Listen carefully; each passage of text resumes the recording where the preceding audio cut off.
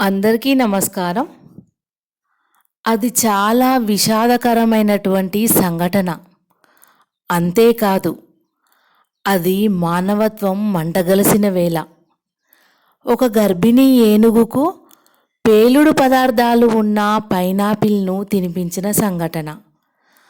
ఆ పేలుడు పదార్థంను తిన్న ఏనుగుకు నోరంతా గాయమవడంతో ఏమీ తినలేక కొన్ని రోజులు ఖాళీ కడుపుతోనే గడిపింది.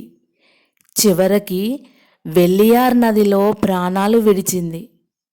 ఈ సంఘటన జరిగింది కేరళలోని ఒక గ్రామ ప్రాంతంలో.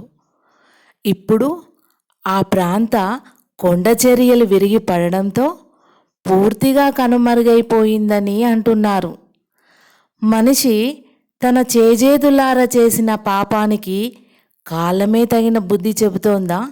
జాగ్రత్త.